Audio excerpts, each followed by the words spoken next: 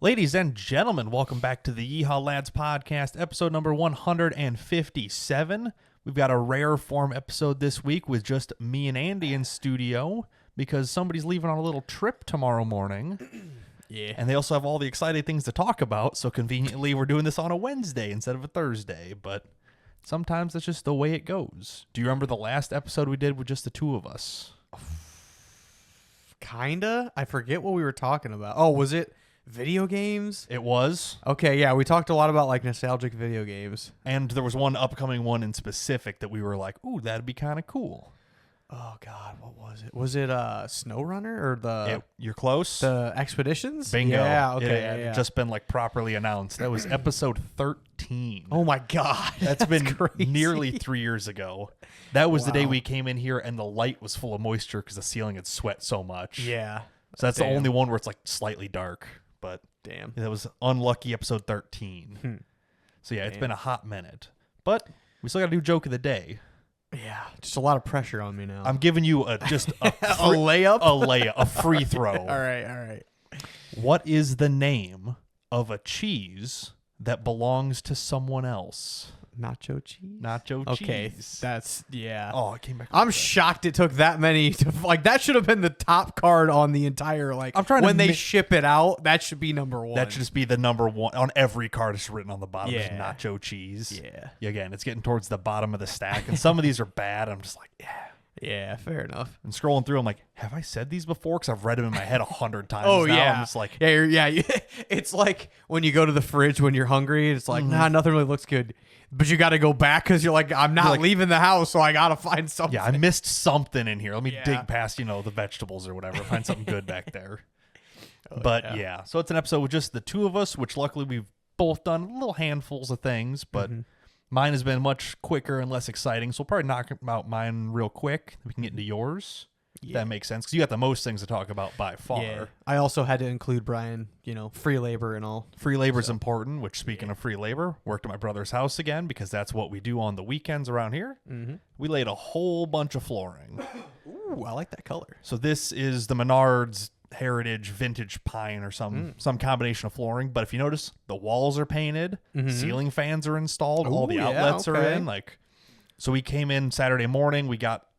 I did both the ceiling fans in here in his bedroom and the living room while he finished up some outlets and stuff. So, I mean, the ceilings are painted in both? The ceilings are painted in basically everything in the downstairs up until the kitchen. That's not done yet. But, Okay. So we've got the bathroom, the bedroom, the dining room, and the living room, and the hallway, all painted. Gotcha. So that's all super good and ready to go. So we got the ceiling fans in, Nice. floors started. Yeah, so the bedroom floor is done. Anything else? Or Yeah. bathroom. The bathroom The was bathroom done. was done last week or Yeah. whatever. Was that tile or is just other It's different? vinyl tile. Okay. So it's Yeah. it's a 1 foot by 2 foot tile. Okay. Instead of a 10-inch by 4 foot tile the laminate floor, whatever. Yeah, it's not like a slat. Like it's- most laminate floors. It's more like a proper rectangle tile, but it's still Gotcha. the same snap lock tile, whatever stuff. But Gotcha. we showed up and got the bedroom all done, plus the ceiling fans on Saturday.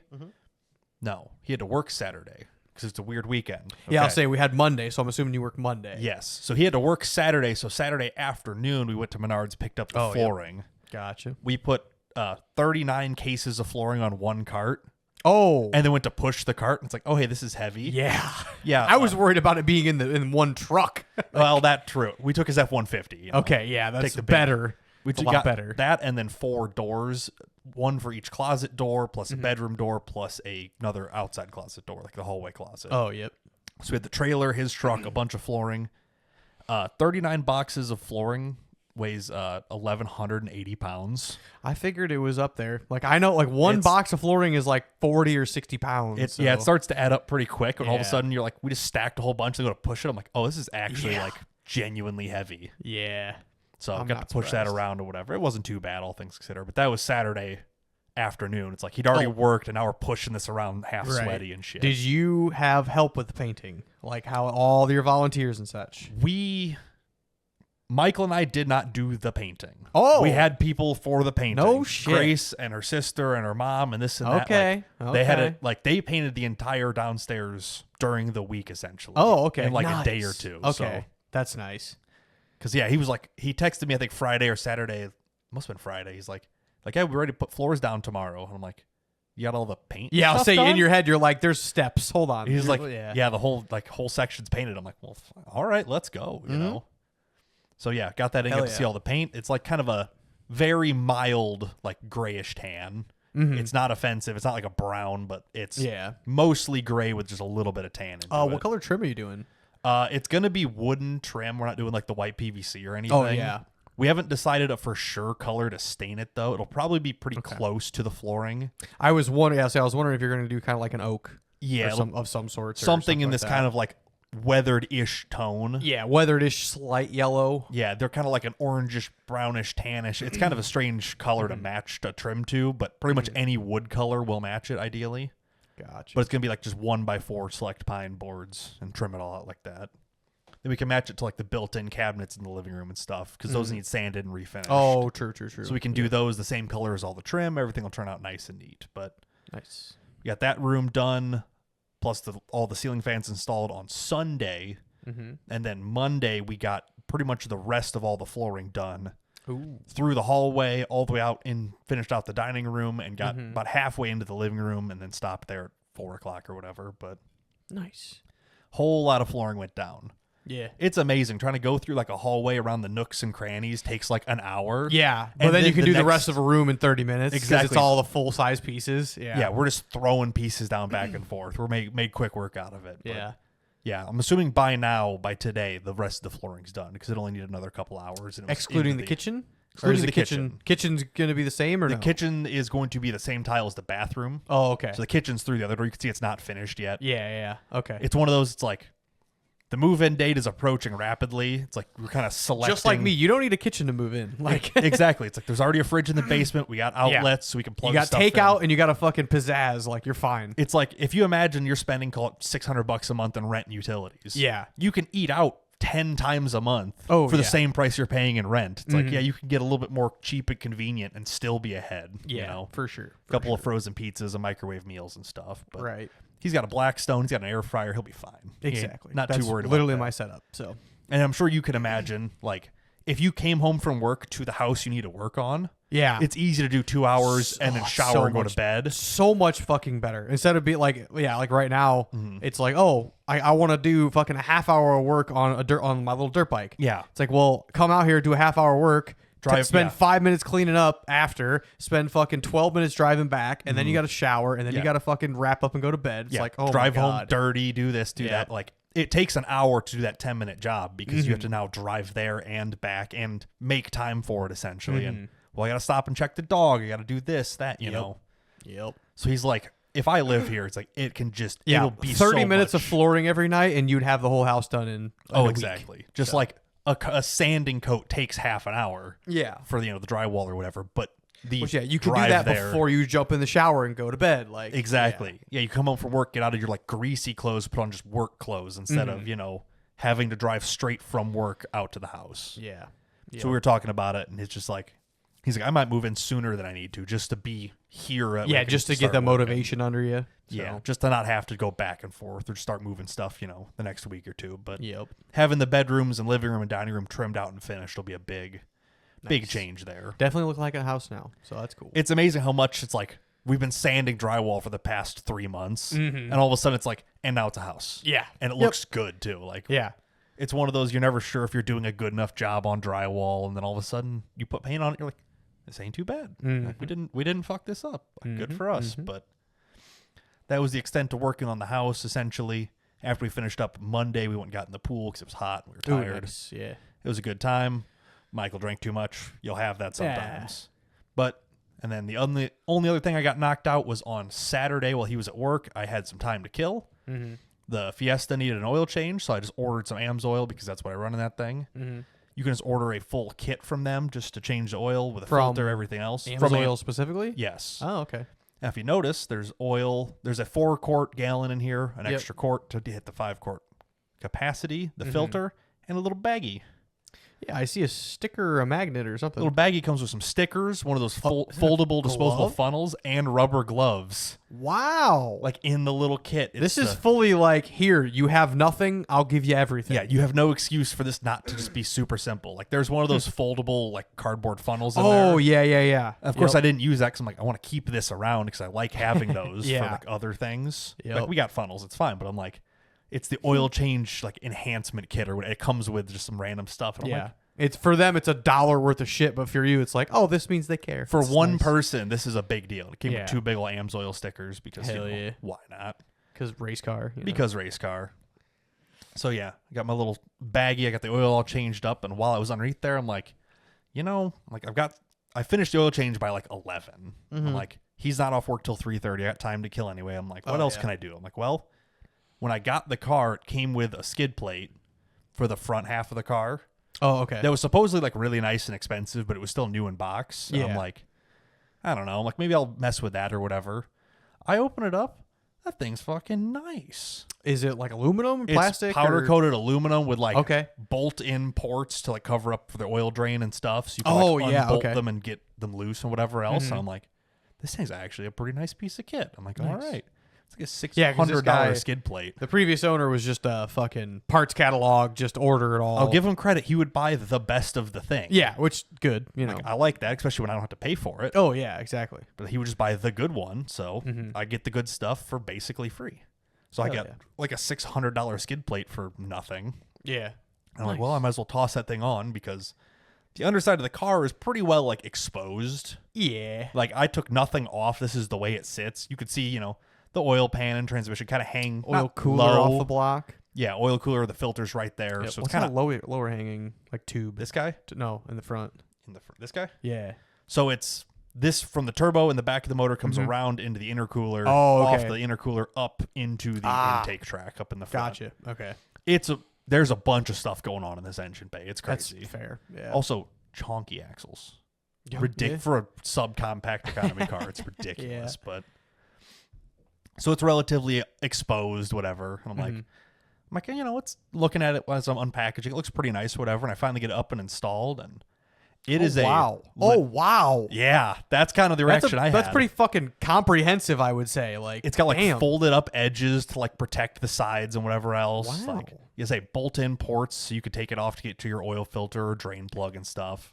Wow. It is a genuinely nice. There's like an adapter plate that bolts onto the top. You can see the bolt head. Oh, okay. through Yeah, now. I was wondering if that little splitter, like was stuck off or there's plastic push pins originally. yeah. You But they take just those- reuse the hole and you put bolts in it. Yeah, you have like bolts with like an aluminum standoff to get to the right height. And I'm like, as I put it up there, I'm like, this thing's actually like super duper nice. Do you know what brand it is?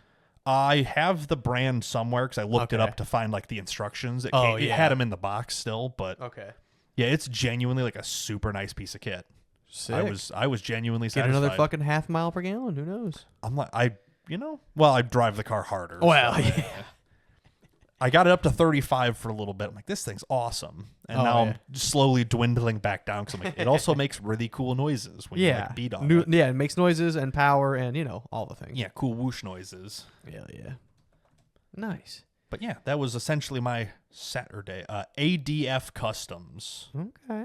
Yeah, it's like a $500 skid plate kit before shipping and stuff like Oh, or yeah. free shipping, but Oh yeah, just a nice little piece. Sick. Yeah, you can see the upper like adapter plate in this picture. Oh, okay. Yeah, but it's that's another pretty- aluminum piece with Yeah. threaded holes and stuff. Like, genuinely pretty satisfied. Sick. Love that. But yeah, got that all knocked out and installed, and then I helped Michael with all the flooring and stuff. And then Sunday night, the parents smoked some chicken for some Ooh, Memorial Day nice. parties and stuff. Nice. Had some beers on the patio and had a good little time. Nice. But that's about the extent of my weekend, excluding Friday night. Yeah, some asshole made you come over and do very tedious labor. I got voluntold, like, hey, Yeah. what are you doing Friday? Because I need help. Yeah, well, it just so happened that, some stuff I ordered was coming in, and I'm like, if we crunch, we can get it done. I had a very late Wednesday night in order to get everything kind of prepped, because Thursday we recorded the podcast, but had an early day Thursday to go pick up the tires, So yeah, basically like thrashed on the Jeep, thrashed on a lot of stuff to get everything ready. I finished building a center stand for the camper to mount, so I can now mount the camper in the middle of the 44-foot gooseneck. Because we used to mount it right up next to the tongue, as far forward as we could. Yes, and that mount stays there. It's kind of its own little thing. Yeah, bolted into the supports of the trailer. Yeah, and then so I'm like, I just need like a center stand, and I'd like for it to drop in like the stake pockets, and just needs to be a 2-inch ball in the middle, and then like just bolt that down to the deck then, and then I can still use the same wheel mounting plates, same or like hub mount plates. Yeah, they bolt onto the hubs of the trailer and then down to the trailer deck. Yes, we're saying trailer a lot. Yeah, but it also drops the camper 7 inches lower. Yes, closer to the deck. Right. So and it's securely mounted, and the springs can still like flex and let it settle. Yep. So Yeah. I can also keep my stabilizing jacks up while it's moving, and then run them down once I park somewhere for camping and whatnot. Yeah, it actually works out super duper nice the way it's honestly, all if you set want up. to click on the very first picture. Actually, I think this one you can see the camper pretty good. Yeah, on you this. can't see the center stand, but that's kind of that's all the things in all their glory, and also you might recognize a trucker in the background. I see a lot of trucks. I see your trucks. I see the big one, the one that's the one that's over top of the bed of your skyscraper. Truck. That's a big truck. Yeah. Also, Pete, my little my model. Yeah, can really showing off. But you can see the center stand kind of holds it up in the middle of the deck, not up. Yeah, on the I've got the goal with the center stand was to have the camper in the middle, 4-wheeler, and everything else in front of it, and then Jeep or whatever else behind it. Yeah, more adaptability compared to what you had before. Yep. But anyway.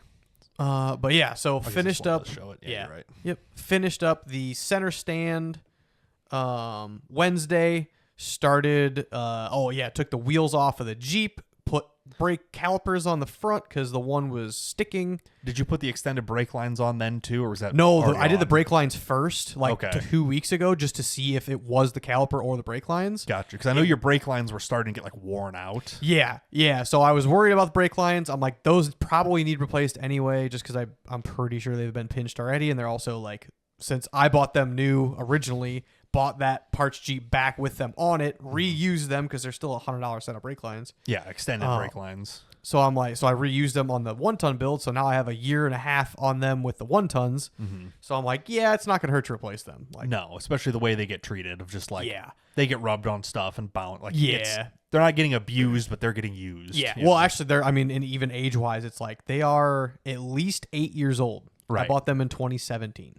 Yeah. That's one of the we were talking about. It's one of the few like new things you've bought. Yeah, I bought a brand new car part and wore it out of its life cycle. Not wear, but like age wise, it possibly could have failed. Yeah, to wear out a wear item like brake pads or something, you're like, okay, it happens. I life. Drive hard, whatever. No, this is an age related. Like it could be failing internally. Yeah, like, life has caused this problem. Yeah, which is nuts to think crazy. About. You've been out of high school for 10 years at this point.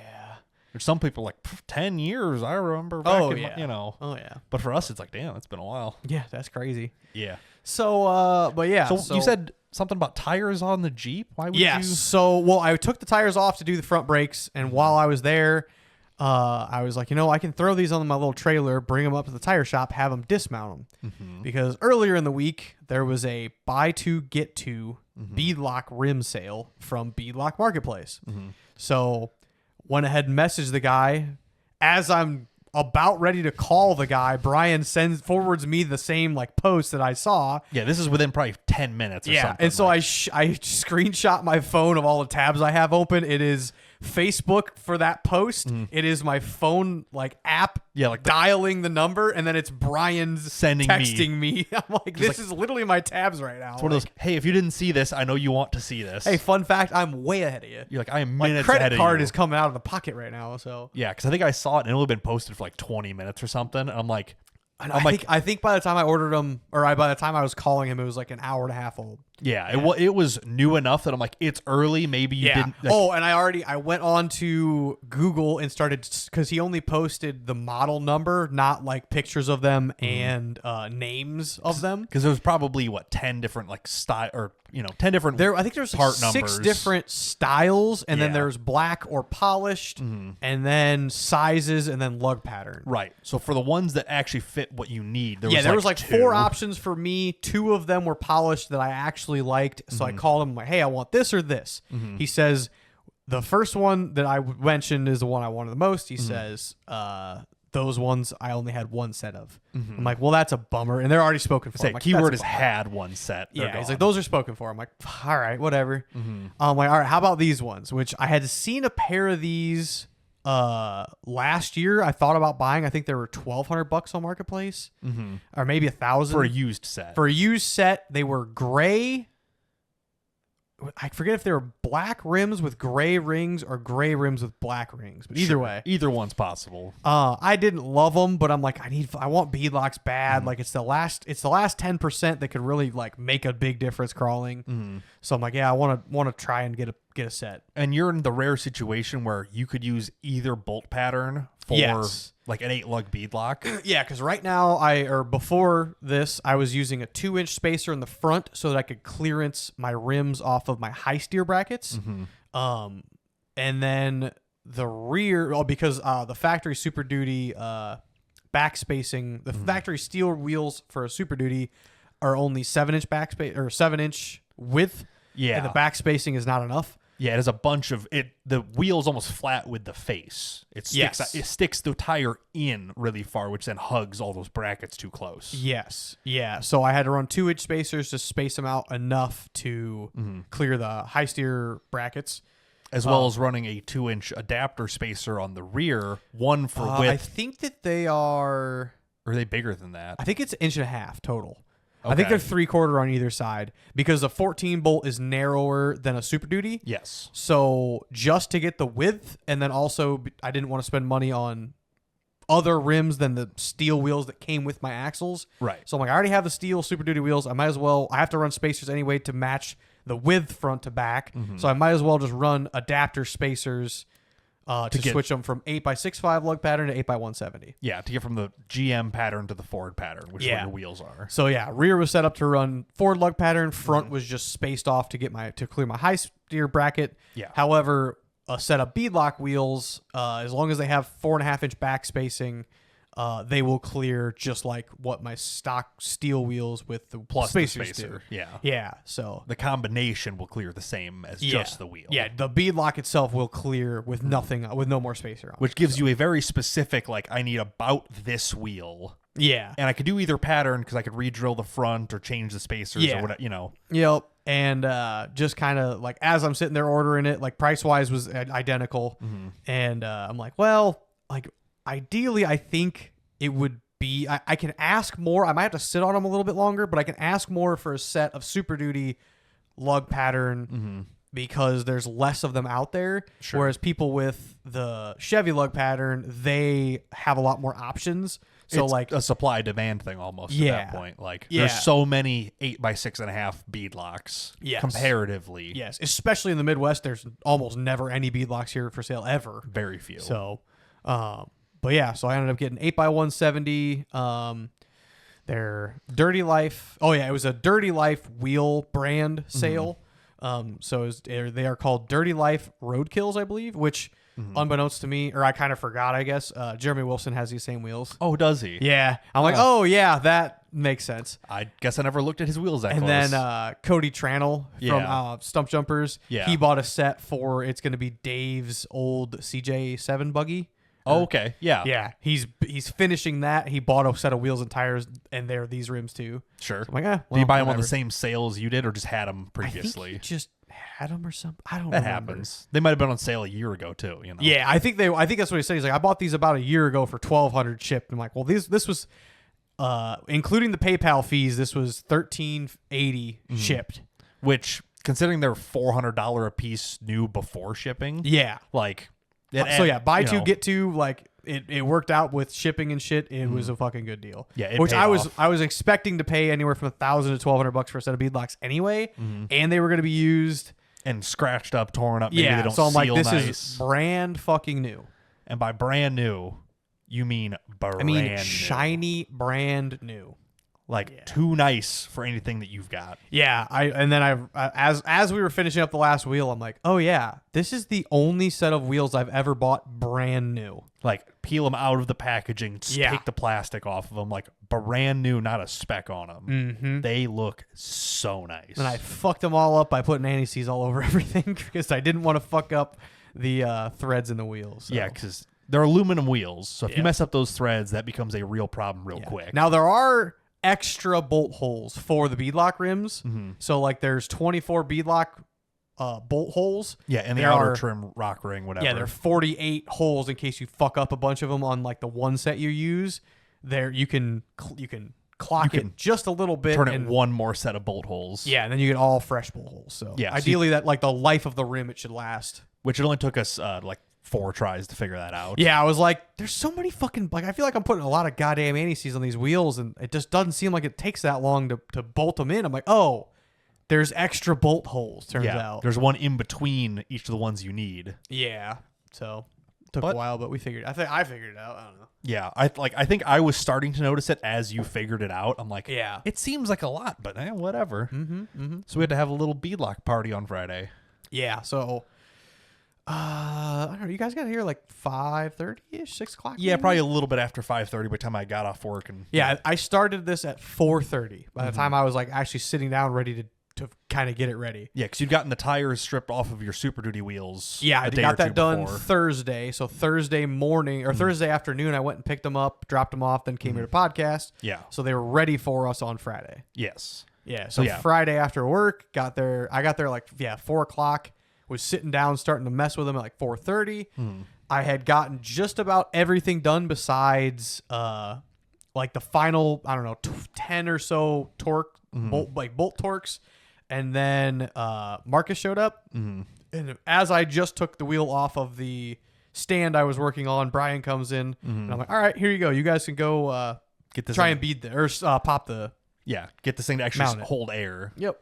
Because at this point, basically the way a beadlock works for the uninitiated is a tire has 2 beads, an inner and an outer. Yep. The beadlock clamps the outer bead tight. Yes. That way it can't blow off or get loose if you're running low pressures, hitting hard bumps, whatever.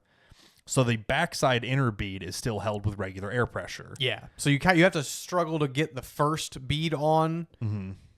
And then the other one is they literally just bolts together essentially. It gets pinched in between the rim face and then the beadlock ring. Yeah, but it basically eliminates one spot of failure and also makes them way tougher because now it doesn't have 2 different spots it can fail essentially. And usually the rear bead's stronger and stiffer anyway, kind of the way that the wheel's adding up. But so we still had to use air to pop it over the bottom bead, but the top was already clamped tight. If that makes sense. So.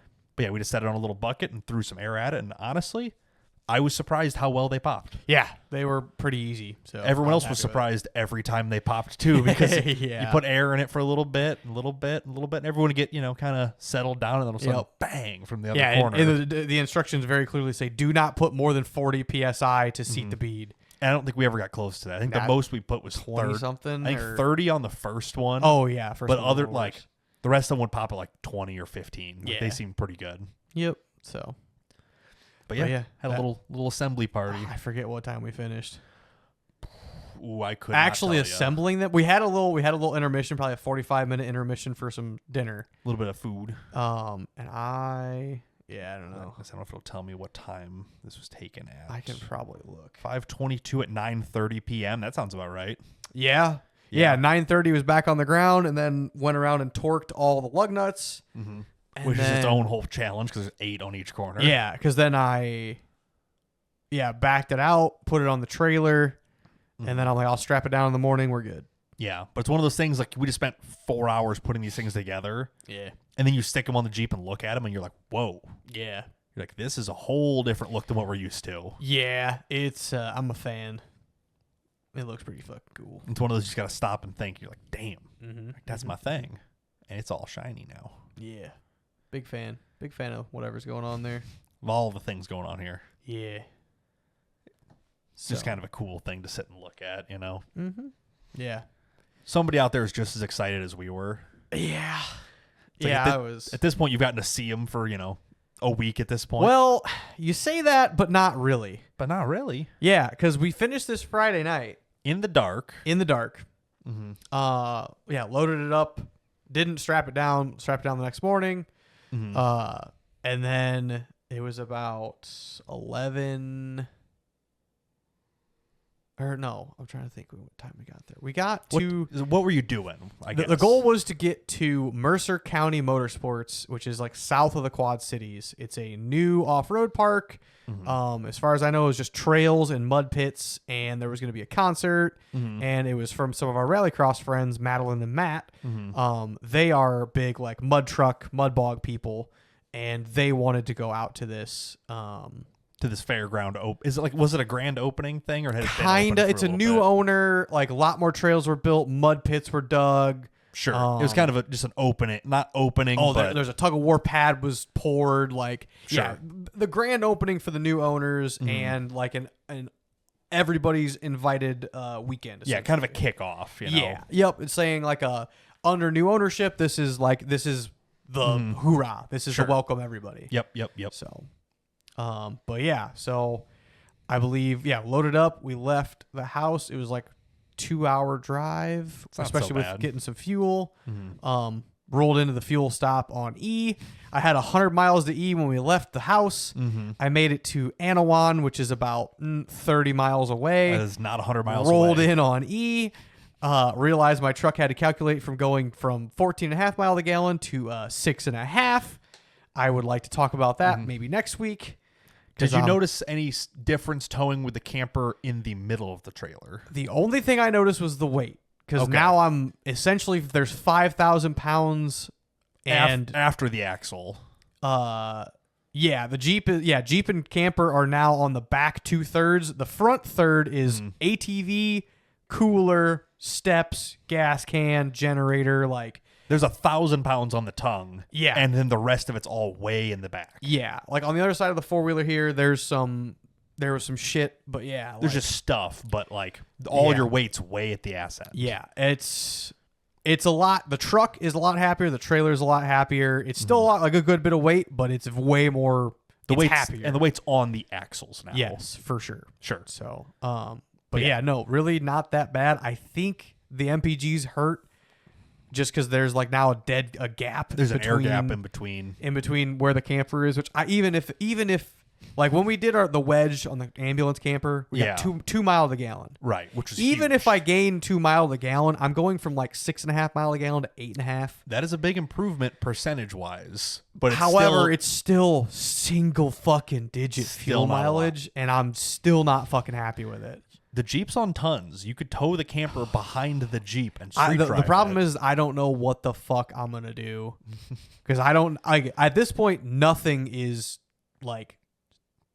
solid in this plan. Like, right. There is room for changes. The truck can change, the trailer can change, the camper can change, and it's almost the Jeep might change. The problem is if you change one, you almost have to change the rest of them. Yeah. Like if you sell the truck, the trailer's got to go because you can't pull that with anything short of a semi. the only thing that would make sense to keep the trailer would be a 10-speed truck, ideally a dually. So Sure. 2020 and up, or get a Cummins. If it's a Cummins, maybe a stick shift. But at that point, you're getting a 10-year-old truck now. So you're in the same problem. I mean, granted, mine's a fucking 9-year-old truck, 8-year-old truck. But you're getting a steel body Dodge Yeah. with a manual that's surely been used. Yeah. Because that's what it's built for. Versus your Right. truck, at least you know what you got. Yeah. You know, to make the same, if not less power. And then trying to tune a truck in this day and age, you know. And well, then on the flip side of that, it's like, upgrade to a 2020 with a 10-speed. Blah, blah, blah. More efficient, better power. Fucking money. Expensive. And it's like my truck's not getting any more valuable, so it's like... But it's also not losing any. It's not losing a lot, especially with the flatbed. I think if I'm able to sell it with a flatbed, I can get... I'm hoping, like, minimum I'd sell it for was probably 45. I'd probably list it for 50, 52. Be like... That'd be pushing it. I'll say, like, it's like somebody else can buy a fucking $11,000 flatbed and put it on it, or you buy this one and we work a little bit in price and call it. Yeah, if you weren't in a hurry to sell it, I could see 40 being a pretty realistic price. Yeah, with the amount of miles. I would really like 45 out of it. I think I would list it for 50 just because. I mean, it's because some people still have these fucking 10-year-old trucks listed for 50 and 60 grand, which is nuts. People list rotted out 3rd gen Cummins for 50 grand. And this they're is not worth very it. fucking true. Yeah. It's crazy when you see something that's not crazy overpriced because you're like, I should buy that and then just sell it to New Jersey Truck King or whatever for 100 grand. Speaking of them, they listed a Yamaha Banshee. Oh no.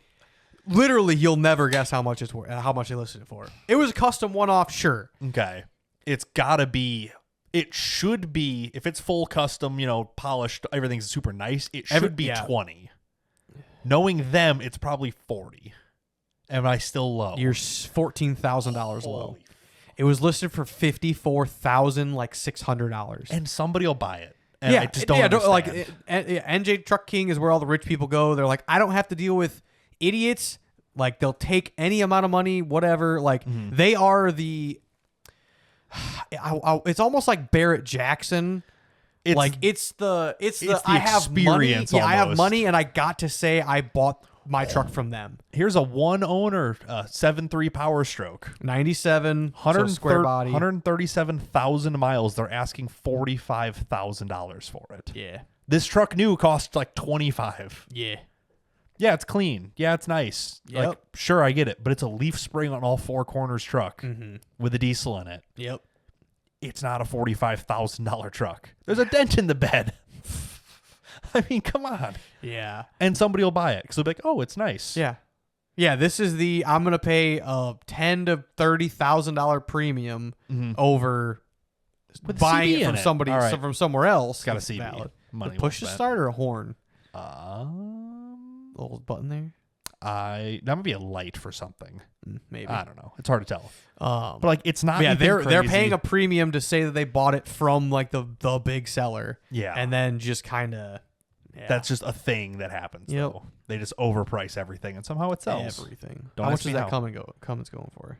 Oh, this just in forest green pearl cab whatever. and a half, 2nd gen Dodge. Tow mirrors. It's got fucking. Of course, it's got tow mirrors. Gotta have the big old tow mirrors. Yeah, it's nice. Yeah, it's clean. They're not making any more of them. Sure. This is $50,000 truck. 47,500. 47,000. That's better. That's better. Not ignorant. Yeah. It's a lot and too much, but it's better. Yeah. But yeah, that was what I'm like. Oh yeah, I'm like, just sell it to them. They'll list it for. Yeah, they had a Banshee and they were getting dragged. And like $54,000 for a fucking Power Sport, like, and somebody will still buy it. Yeah, It's a crazy world. It was nuts. Is it this one? Nope. No, it was fucking black. That one. There we go. Holy smokes! Look at this thing. Unreal build. This is the purple one. Oh, for 59. Oh, sorry. There's a handful, and none of them are cheaper than $33,000. Yeah, the blue one's 50. The other one's 54. Purple one's 59,000. Yeah. Don't get me wrong. These are some of the nicest Banshee builds I've ever seen. But you're paying a $20,000 premium on top of. I mean, in this case, a $30,000 or $40,000 premium on this. Like, holy fuck. Yeah. Anyway, off this topic because it's not going to get better from here forward. But I don't know where we stared that from. But I don't even know. Oh, trucks. Keep your truck now because it'll never. That'll be. I don't know. I might figure something else by the end of the year. I'm not in a rush now. I mean, I'm just gonna bitch about fuel prices in the meantime. Until the truck hits 280,000 miles, it's worth the same today as it will be then. Like it almost doesn't change from now forward. Especially being an aluminum body truck, it's not like Make sure the flatbed kind of stays nice and shit. Yeah, Herculiner the bottom of it or whatever it is you do, but it's fine. But yeah, if you change one thing, pretty much everything kind of changes after it. I don't really know what I would do. Like, that's a problem. I don't have a one thing fixes everything. Yeah, there's no one just like, oh, it's just this thing. It's like, it's a whole. Yeah, it's like, well, at the same time, I could just sell the truck, buy a fucking 10th gen F-150, and then buy a brand new Bronco, put it on 37s, and then wheel that, drive it, not tow have the to trailer camper. It everywhere. Yeah, tow the camper. Rooftop tent, baby. You don't even need a camper. Fuck that. You're like, all right, that air sucks. Conditioning's nice. Yeah, tow the camper. Put a dirt bike rack fucking in the front of the Bronco. Anything, yeah, just who knows. Could be anything. But for right now, you got a Jeep. And you got a Jeep on beadlocks now. I got a Jeep on beadlocks. And the beadlocks were shining. They were brand new. For about an hour. What do you mean for about this an is hour? a mud park. Yeah, but like there's stuff that isn't mud, right? Well, here, like, can you click on the details of this picture and see? This guy? Yeah. That I'll was see the if it has first a- picture I took, and I was like, yep, It 3 probably of the 4 wheels are covered in mud now. doesn't have a date on it. Should be that Saturday the next day. It's not showing me a time on it. Okay. Anyway, within about an hour and a half of getting there, Mm-hmm. unloading, setting up the trailer and everything. Because I have removable trailer ramps, Oh, sure. I set them down stacked on top of each other to level out the deck of the trailer. Oh, sure. Use them as leveling feet, essentially. Yeah, leveling boards. So I'm Yeah. like, why didn't I think about this sooner? Like, I was gonna build some fucking like leveling boards and I'm like, this Especially just doing- works, and I have them here. Especially doing 3 tires like yours. You Yeah. can't just, like an 8-foot board isn't quite enough almost. Well, I guess it's an 8-foot ramp, but Yeah. you can't just have a little 2x10 or whatever. Yeah, they're a bitch to get over there, but like you drive on them once and they're fine, and it worked, and yeah. You are putting a lot of like individual pressure on the tires. Oh But yeah. As long as the Jeep's off of it. Well, which it I has also to have be. the jack in the back, True. so it was the front. Like The front tongue feet are jack down. were down. Then the rears were also down just to level everything. And so, it's like, just the weight of the camper and the trailer at this point. Which yeah, not exactly. so bad. So not all that bad. And spread out over 6 tires, but Yeah, not so bad. You also have doors that come off the Jeep too. Yes, yeah. Doors came off. Camper was set up. Blue came out with us. Had the AC rolling. Hell yeah. Fucking took her on like one trail. Mm-hmm. And yeah, fucking all my wheels got dirty. And it just cried a little bit. they might as well be used garbage. They Yeah. just it's so over. Yeah. It's so sad. Kind of like I expected it. I knew I wasn't gonna hit like the mud pits, Mm-hmm. but I'm like, yeah, like I don't know. It's It's one of those Illinois timber, and it's known for mud. Like the Yeah. whole park is known for mud. So all right. They're gonna get dirty. It's life. Yeah. And it's almost better you do it off the rip immediately day one versus like Yeah. trying to be like, oh, I can't wait till I get to clean them and they're gonna be like shiny and shit again. But like right now, as it sits in my fucking grass, it's like, oh, that thing looks like a pile of poop. Mm-hmm. Or can't wait till you catch a rock face on the side of them Oh yeah. and tear. I found one like good rock ledge in this whole park. They do have one though. They have one, and I regret that I didn't save the picture. Actually, can you go? There's like this. No, it's it was on Kristen's Facebook. Oh yeah, I forget, you're on your own there then. Yeah, I didn't. I neglected to save them, and I knew I should have. Did she tag you in it? Because Yeah, usually, yeah, I she should did. be able to see it all. then. Okay.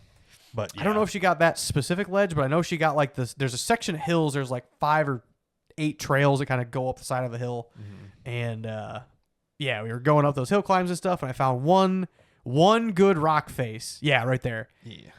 So you see like mid left. Yeah.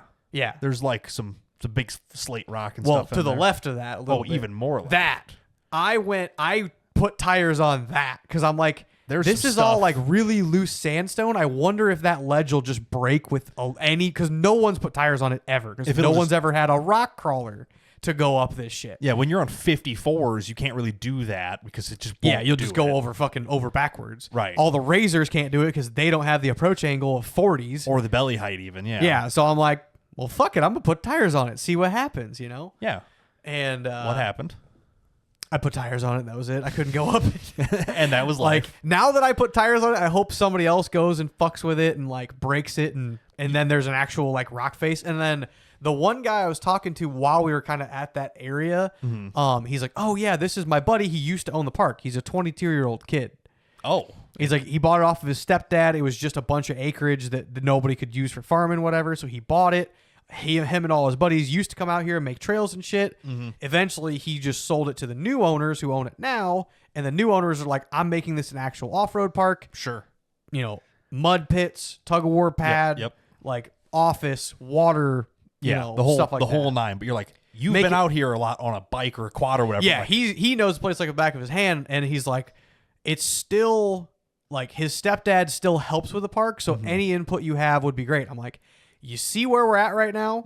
If you bring an excavator out here and you just scrape the face of this until you see rock, just find this rock. if you find the rock hidden here and you just continue to unbury it, at least in this corner of the park where I know the rock is, if you can find it, rock crawlers will come out here, So you will gain that, like, hey, there is rock out here, but we need to find it. Yeah, because the only other off-road park within, call it 3 hours, is Badlands. Yeah, in the opposite direction. So, and it's the only one on that direction. Yeah. So like the tri-state stump jumpers who are up by like Dubuque, which is still probably 2 hours. Still 2 from this hours. place. Yeah.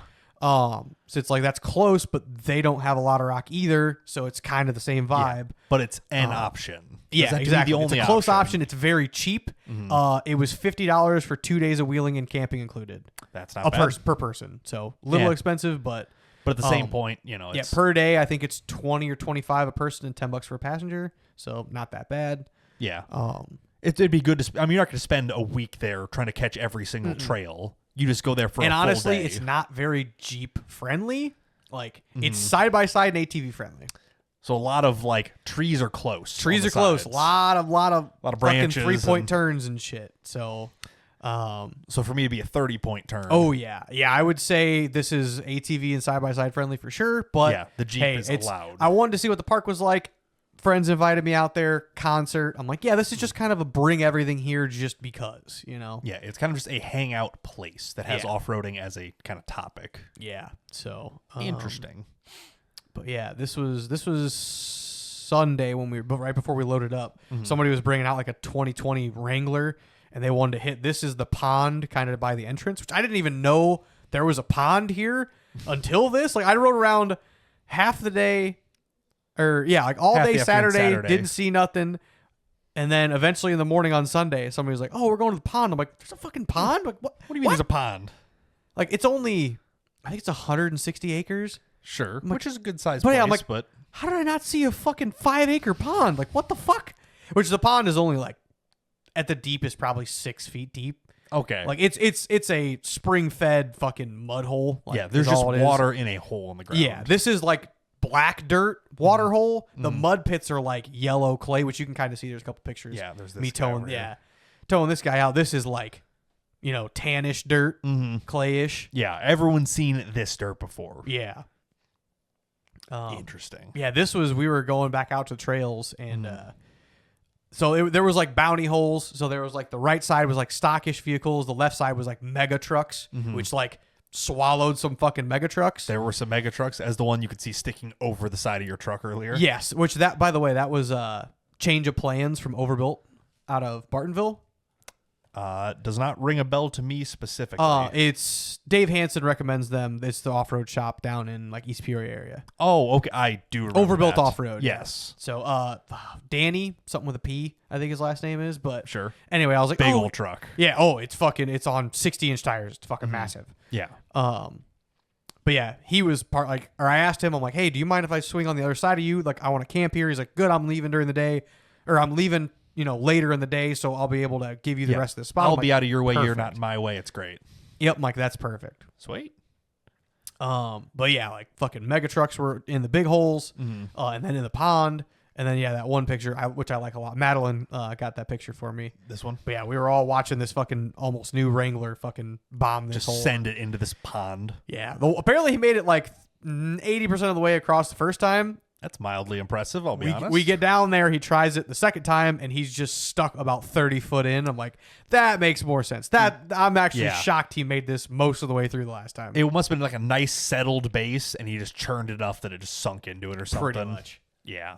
That's one of those you get one chance. If it works, great. If not, just let it go. It's not going to get better. Yeah. Because when you're surrounded by mega trucks that can just rip you out of this, no effort. Yeah, apparently he had a warranty on it, and he was trying to make the most of it. I'm like, whatever, dude. Warranty's not going to love that one. Yeah.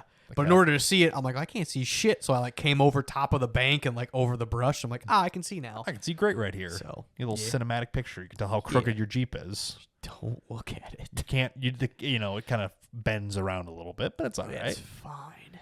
Looks cool over Axle's not centered in the fucking not Jeep, even the close. body either. Not even close. Yeah, one of these days I'll fix that track bar and that upper link. Yeah, probably not. Drain the diff fluid of all the shavings. Not until it grinds through the fucking drive shaft. Fuck it. But overall, not too shabby. Yeah, like I said, I think next time I go, it'll be dirt bikes are allowed as well. There's a dirt bike track. There's a rally cross course. Iowa guys are going out June 27th and 8th, I believe, for an impromptu just kind of test day, which I believe Aaron's going to be there. So if you want to test your go-kart tires, you'll have a safety guy there who could vouch for you if you want to run them all day. I need to do some math. It is technically further than Byron. It's an hour and 40 minutes. We can't be always spoiled with it being an hour away. Yeah. So, but I'm like, hey, and like Madeline will be out there. Apparently a handful of Iowa guys will be out there. It's a cool track that where we're at. Speaking of track, you need to register here pretty soon because it's at 35 people already. When's the fucking event? June. First week of June or second? 14th, 15th? Oh, okay. Whatever that weekend is. God damn. All right. It's already almost full, so. Yeah, that's all right. Fair enough. I Yeah. do need to do that. Correct. Remind me after this. Yes. Um, Because I was looking at it today, I'm like, God damn. yeah, I thought I had 3 weeks still. I guess I don't. You do, but you're not going to make it if you wait 3 Yeah. weeks anymore. Fair enough. All right. But yeah, interesting. You say, I could.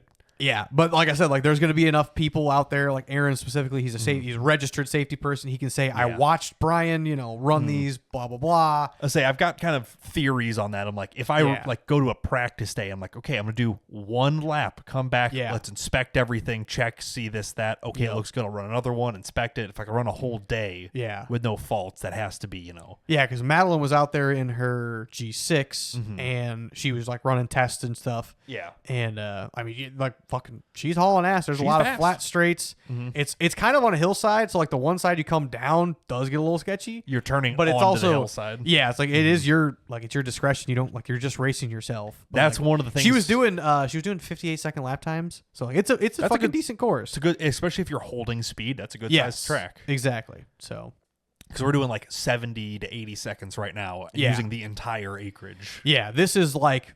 It was one box culvert or box scraper. Box scraper. Or no, it'd be a tiller because it was fucking loose, churned It was up. chunked. Yeah. Yeah. It made one big squiggly loop, and then it made like one little inner bowl on one corner, and that was it. And then she's like, "I need people to drive on this to pack it down." I'm like, "I'll take my Jeep on it. Fuck it." And you ran a 45-second. Not quite. 145. Oh, I was gonna stay on her ass, but then it was so dusty. I'm like, fuck this. I'm not doing this. Now, especially with no doors on the thing. And body roll and stuff. Yeah, I'm like, no. I was gonna have a little fun and be fast, and I did once the dust settled. But I'm like, this sucks. This ain't it. Whatever this is, this ain't it. Yeah. So I gotcha. But yeah, and then once we did the Jeep Saturday morning a little bit, brought the 4-wheeler down, started doing 4-wheeler trails and stuff.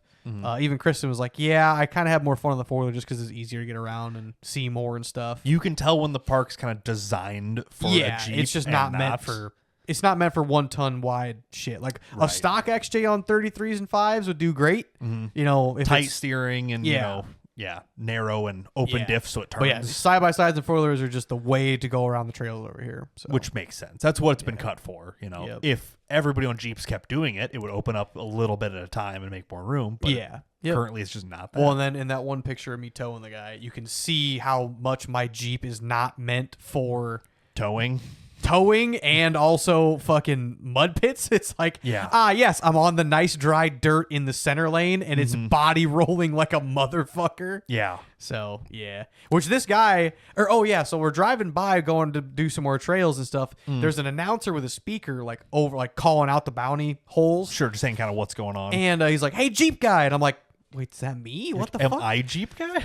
And so he's like, yeah. He's like, "Could you pull this guy out?" I'm like, I look at the fucking full size Suburban that this guy bought for $250 running and driving. I'm like, yeah. I'm like, I'm not gonna go in the mud, but I'll go on like the center fucking lane. Like, sure. Yeah, you're like, I'll sure try. And I was like, all right. So I back down it, throw him a rope, and he's like, yeah. He's kind of stuck on because they have like, I don't know what you'd call them, like kind of like.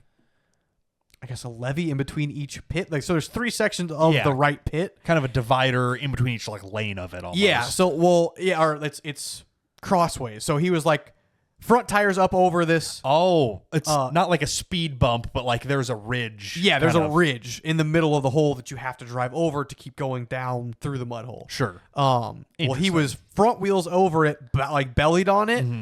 And he's like, yeah, just get me over this. And then like, I'll unhook and I'll just try and bomb through it. I'm like, all right. Like, because he made it 2/3 of the way. I'm like, all right, sure, whatever, man. Got faith in you. So I got him over this one. And then he just, like, it was wrapped around the A-arm because he had no front tow hooks or anything. Because why would you? So I'm like, all right. I'm like, here, take the tree saver. And then I'll put my voodoo rope on the tree saver and get it away from your fucking 200. Like my rope costs as much as your fucking. My Suburban. nice, clean kinetic rope does not need to get full of mud for this Yeah. Suburban. Well, that and just ruined or wrapped around the wheel and fuck. I'm like, Exactly. here, fuck up this $12 fucking tree saver. I don't care. That's what they're there for. Yeah, they had this one kid in there. He was up to his fucking belly button, fucking trying to get the strap wrapped around the A-arm originally, and Should have put it through the fucking Well, A-pillar. I pulled him over the little hump, and then he just fucking hammers it. And I'm With like, the rope still attached? yeah, I was like, oh, so you're like, you don't want to unhook. You just want to get drugged through this shit. Okay. He didn't really do a lot. I just kind of drug him the rest of the way. The last little bit of the pit, you can kind of see how much water's in the end of it. It fucking goes up over his hood and shit. He's like, I had my foot on the floor. It sounded like it shut off. And then you towed me through the water, like the rest of the water. And I heard it was still running and on the limiter. I'm like, holy shit. I thought it died. Yeah, just assumed it had just killed itself in there. Yeah. I'm like, oh, fuck. All right. Cool, man. Jeep stuff. Fuck, I don't know. Yeah. So.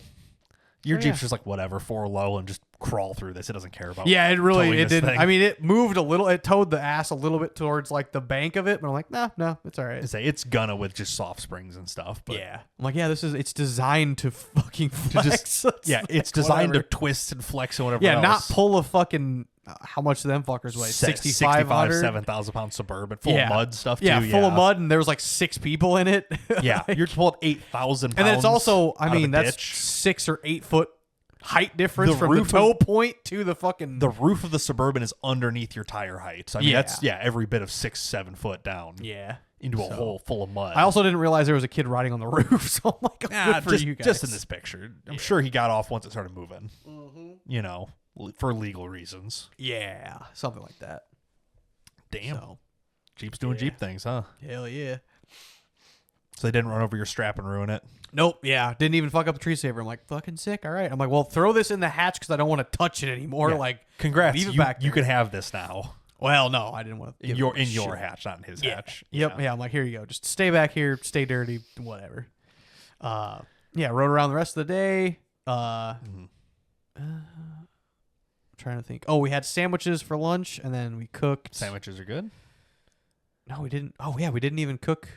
That night we had burgers from they had a little like food stand thing. Oh, okay. That's always nice when there's actually Oh, and some then- food option. Somebody at Madeline's camp had smoked cheesy buffalo chicken dip. There we Oh. go. Oh my god. Whoo, the smokiness of that thing, dude. Oh, goddamn. Whole new level, huh? That shit was fucking delicious. You're like, who are you and where do I find you? yeah, again? I'm like, I don't know which one of you motherfuckers made this shit, but I need do some, it again. I need some more of it. wherever God it's damn, at. was that good? Yeah. And then Hell yeah. yeah, we finished. We had one burger. We just went up to the food stand. It was fucking. They were $7 a piece. So I'm like, yeah, it's just a shitty burger with fucking pink in it still. I'm Yeah, like, sounds like a lot until you realize everywhere else costs that much now. Yeah, too, so I'm like, but- well, fucking, all right. So went back to Madeline's camp because they were like, hey, we got some leftovers. I'm like, oh, go, we'll go say hi, whatever. But concert was kind of starting. Go over there, and they had steak tacos. I'm like, oh, I'll take a steak. like, taco. there's leftovers. You're like, these are better than what we had for our main dinner. So They weren't great, but I ate them, so you know. Food- or I food's thought I food. was only getting the one, and then she's like, well, here, have another. I'm like, no, okay, if I have to. yeah. What's this about a concert? Who was Just like a concerting? local-ish band. Honestly, Okay. there was only like there was one group of people, probably about 10 people dancing in the in the area.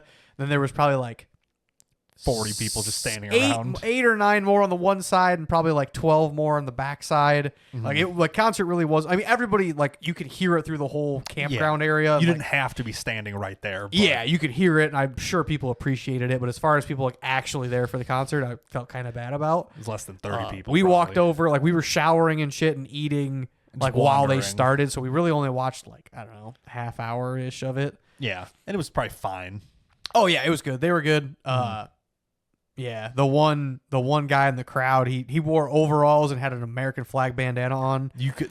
I assumed that guy was there without you ever saying that. you know? I saw him head to toe in mud by about 9:30 in the morning. That adds And up. I saw him in a new outfit, but it was identical to what he wore that He day. has several of these. And then he was giving the girl singer moonshine, because he was just holding a jar of moonshine. I'm like, that checks out. That's the guy who has the moonshine. this tracks. This is his day. But yeah, no, it was a good band. A lot of good songs and shit they played. So yeah, Not too shabby. Not too shabby. Did you just say they're the one night then? yeah, just the one night, just Saturday night. Woke up Sunday morning, wasn't super late really. We rolled out of there I thought we were gonna roll out of there 11 o'clock. Honestly, were you expecting to wake up and not be ready to do anything, or a little bit, and then just I didn't know how much we were trying to do on Sunday, and get back and do stuff, or sure what exactly. So I was assuming we were gonna roll out of there by between 11 and 1. Sure, because there's sometimes you go to a place and you're like, this. I'm was also a lot used of to fun. being 6 hours away, so it's This is true.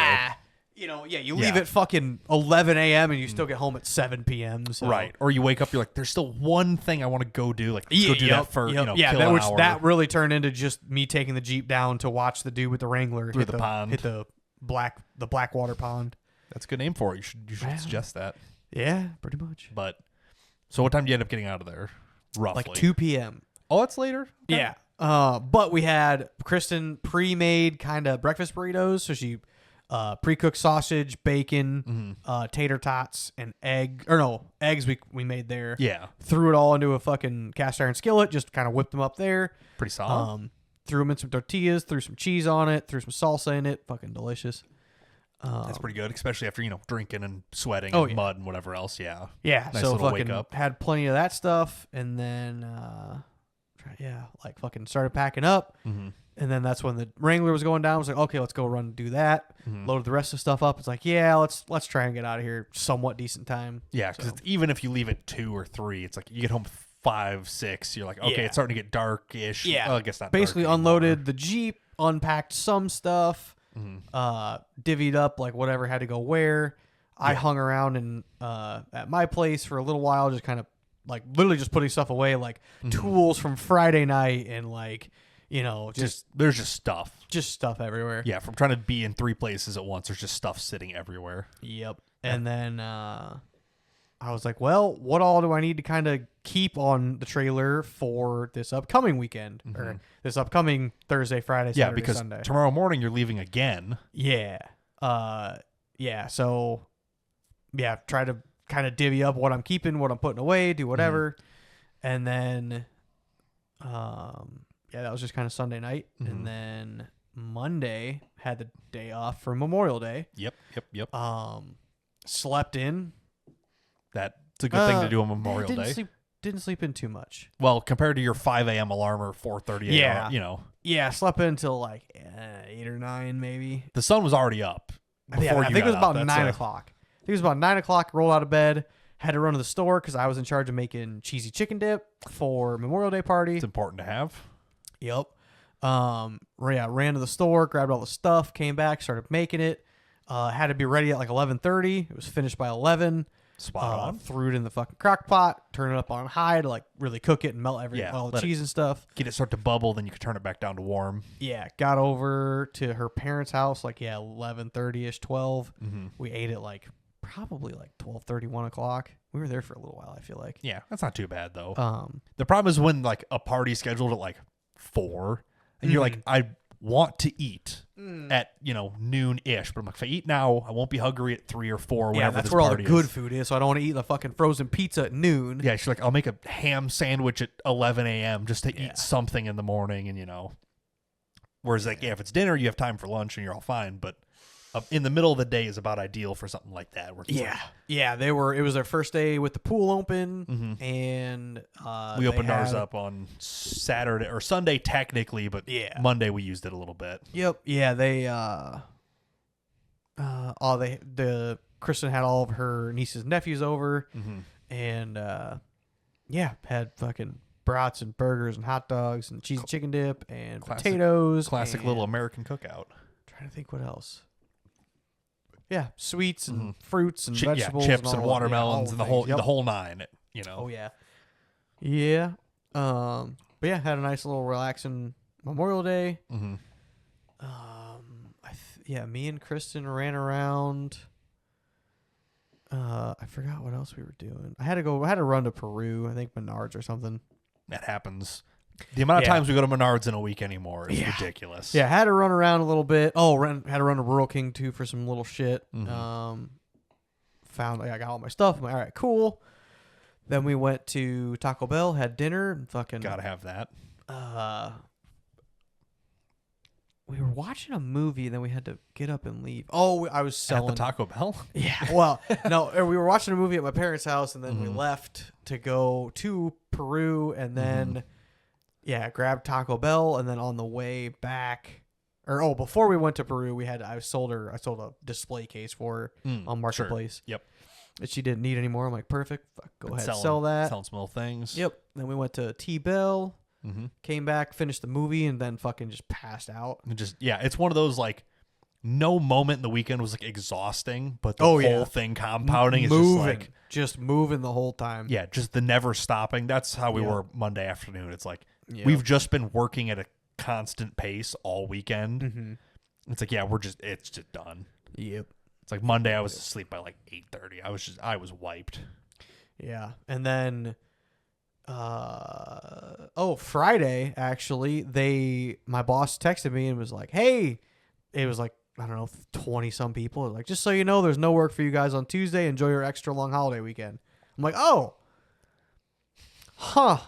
I say for you who's trying to catch up on things, that's awesome. Yeah. And for you who hasn't been working enough, you're like, well, no, I've worked plenty, so I'm like, fucking, I'll take it. But now I kind of feel bad because I have Monday for Memorial Day off, Tuesday for no work and Memorial Day off, come back to work Wednesday, and then I texted my boss this morning. I'm like, hey, just double checking. I'm off. Like, I'm still gonna be Thursday, Thursday. or I'm off Thursday and Friday, the 28th and 29th, like I asked for. And he sent me back a thumbs up. I'm like, fucking all right, perfect. As long as the boss man's on board. Yeah, I'm like, I got a fucking 1 day work week. Holy shit. Crazy. So yeah. It's fun till the paycheck comes. You're like, oh, that's a 1 day work week. 8 hours today. That's it. Hey, that's a day worth living right there. Yeah. I'm like, holy fuck. All right. So yeah, gonna be a small little check, but I'll make do. At a certain point, it's like, it's fine. Yeah, 1 week now and then, it's fine. Yeah. Jam-packed Memorial Day. Fucking, I got a 4-day dirt bike 4-wheeler trip planned. And, gonna enjoy myself. After that, ideally next week during the week, I'll be able to move into my house because fucking listener, follower of the podcast, Alex, came over from basically the Quad Cities, Iowa. Came over and helped finish the house a couple weeks ago. Because he helped you come lay the flooring and stuff a couple weeks before that. Oh, that was like 2 months ago. Yeah. 2-3 months ago. Right. Yeah, I got the floor done, and then after that I'm like, hey man, it's the bathroom, front door, 2 windows, and some trim. Yeah, it's just stuff and then that's pretty much it. The only thing after that all was done that Alex did, and I was helped with a little bit. The only thing left for me, like officially, that I wanted to get done, which I can really deal with, the bathroom sink faucet needs installed. Sure. And the dryer needs a plug mounted to the wall and then wired to the breaker box, which is like 12 foot down the wall. And it's the in the garage part that's still exposed studs. It's covered with plywood, but for the dryer, I'm gonna leave that wiring on the outside just because it's too much of a pain in the ass to go underneath all that. No, you put it on the outside in case you need to relocate it. Oh, exactly. It's just self-tapered in. You can move it anywhere later. Yeah. That's why it's like that. So yeah, that's gonna be fucking on the outside, and that's gonna be the only thing on the outside besides the fucking PEX for the plumbing for the water heater and whatnot. Right. That's that. I gotcha. So, yeah, but ideally it's a dryer plug and wiring and bathroom sink faucet away from moving in. And then just buying stuff to live there. Yeah, I mean, like there's little things like I want to paint the little wooden cubbies for where all my shoes go, and same paint behind the fridge, the mini fridge. I need to caulk on top of the trim that was put in because I did 3 or 2/3 of it, just what it was just put in through the bathroom and through the front door. I did have to clean because when we replaced the 2 windows, there are bats up in the eaves. Yes, I remember you mentioned that before. Yeah, there was a lot of literal bat shit on top of the windows. So when we replaced them, there was shit everywhere, and some of that fell back into the house. So like it's underneath where my mattress would go, which I have my mattresses out of the way for that exact reason. Yeah. So, but I was like kind of stepping in it and shit. So I'm like cleaning it up best I could that day. Which cleaning it off of vinyl flooring is shockingly easy.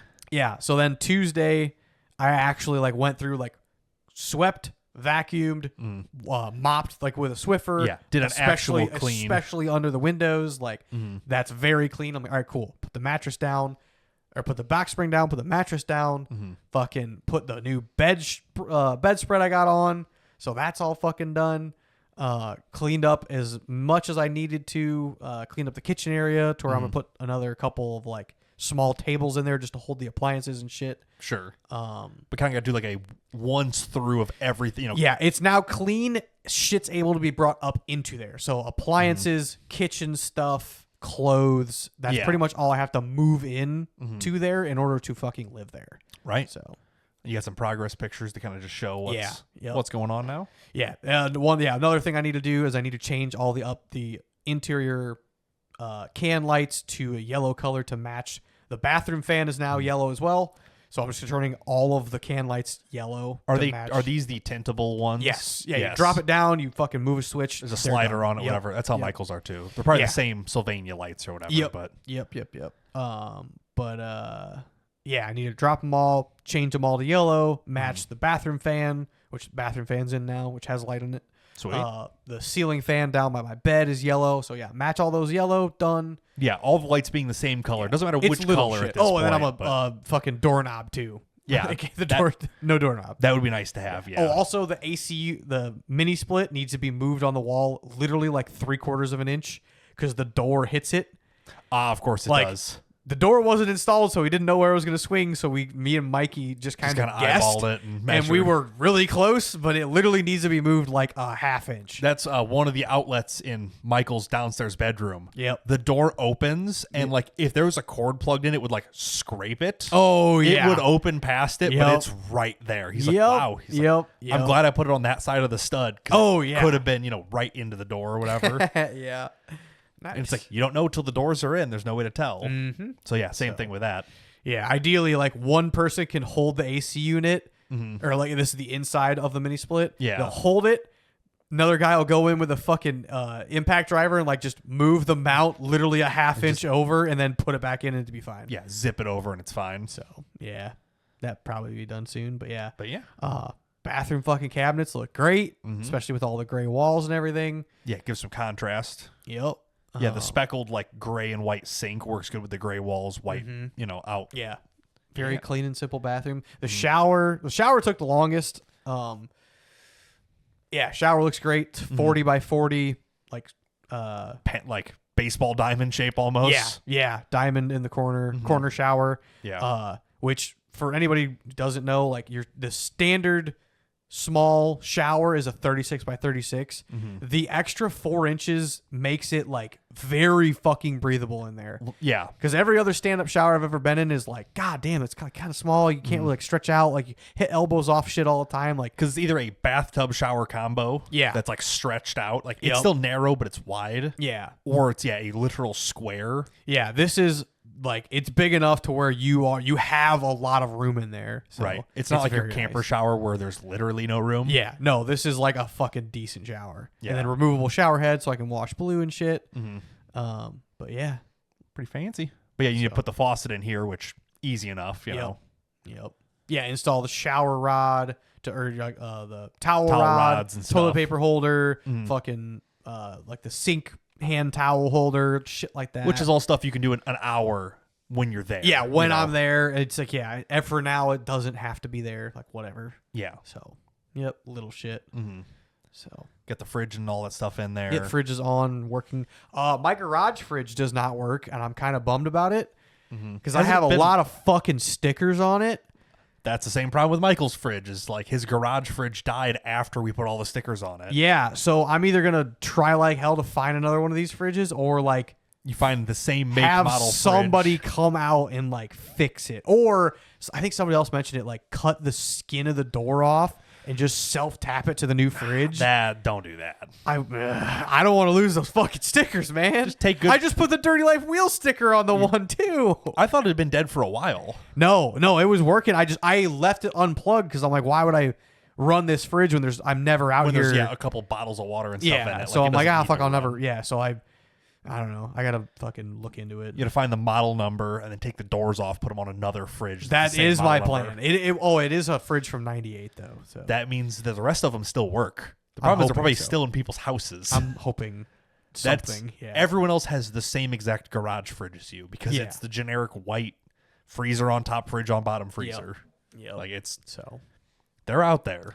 Yeah, either that or I gotta find like a fucking fridge mechanic and be like, hey, load this motherfucker up with Freon and let's go. Like, you can get a new one for $250. Like, that's not the point. There's thousands of stickers on this. You don't even know. These are once in a lifetime stickers, man. When each of those stickers are coming close to $1,000 for like the Dirty Life sticker, you know? Yeah. Like, it adds up. Oh, fuck yeah. Yeah, there's stickers that I will never get again on that fucking fridge, so. No. Well, the little living space it's cozy, but looks nice. Yeah. You know? Yep. Yeah, you got all your RC cars displayed. Yep. And your boat. R.I.P. Yeah. R.I.P. We'll get there one day. And a printer. You can actually print things. Once I live there and put some ink in it, yeah. It's one of those just like, it's right there. Yeah, it's all little shit. I can deal with that a month down. I can fix the printer a month down the road when I'm like, oh hey, like I have a spare. Yeah, I've never hooked. I've owned that printer technically for 3 years. I've never once hooked it up because I never had the right cord. So now that I have the right cord, it's going to immediately yell at me that it needs ink. That's fine. I'll buy some ink for it. It needs ink, and then you update it, and then it breaks, and then you throw it away. Yeah, pretty much. Printer life. Yeah. But yeah, it's one of those just like once you're there, like that hour of work it takes isn't such a big deal because you don't have to drive there and back and plan around it. Yep. You're not like, what am I going to do for dinner? Well, I can go into Hennepin and get food, or I could go into Princeton. Like I could go do something to get food. Yep. Yeah, it makes life just a little bit nicer and easier. Yeah. So. And that's why like during the winter, it's like I'll bring the red truck here to work on it. Yeah. It's like, I only have. It's already going to be warm. You can leave it inside. Yeah, it's like it's a garage stall just like anything else. It's not a shop full of tools, but it's so convenient to just like, I'm off work, let me kill 2 hours. Yeah. Instead of drive over, stop for dinner, do whatever else. Yep. It's the same kind of idea. So. But yeah, you're getting close to moving in. Yeah, like I said, ideally, if next week I don't have super long work days, I should be able to fucking bang that right out. Just start moving stuff. Yeah. Yeah, like I said, it's fucking bring some kitchen appliances upstairs, put all my clothes, find a home for them. Bring some totes full of like pots and pans and shit. Install the fucking bathroom faucet would be nice. Yeah, then, it's literally just stuff at this point. Yeah. Yep. Sweet. Yeah, install the front doorknob just so I don't have to like reach your hand through the door. Yeah, through the little hole and like just kind of wedge it closed. Like, So. Yeah, just it's little stuff. Yeah. Which it's the little stuff takes a lot of time, but it doesn't have to if you can spread it out over, a couple days or whatever. Yep. Either plan a whole day and do it all at once. Yeah. And you're like, oh, I'm missing one bolt for I this might thing. wait till next weekend. Yeah. But at the same time, it's like, there's probably going to be days where I can move. Or like, I don't really pull anything out of the drawers of clothes that I have. Right. So I'll be able to like take the drawers or like all the shit from the drawers, bring it all over. Yep. Find a home for it, and then like one day I'll just bring my laundry baskets that I have that are like the clothes I was wearing this week. Right. Yeah. So shit like that. Yeah, it's one of those just once you do it, it's done. Yep. Steal all my pillows out of the camper because I put all my good like bed pillows out there because I wasn't using them. Mm-hmm. Shit like that. So I gotcha. Yeah. Pretty exciting. We're getting there. We're damn close. But yeah. In the meantime, I'm going to St. Joe's Off-Road Park down in Park Hills, Missouri. Park Hill, Missouri. Yeah. I went there one other time. This was the weekend before we went to the Washington trip. Which is a long time ago at this 2021 point. was the last time I came there, yeah. Mm-hmm. But yeah, it's 1,600 acres of ATV and side-by-side and dirt bike trails. And then there is a lower area that you can do full-size rigs. Mm-hmm. But like, all the red area is all single track. Mm-hmm. And then all of like the brown area is like full-size vehicle area, which is not a lot. Right. So...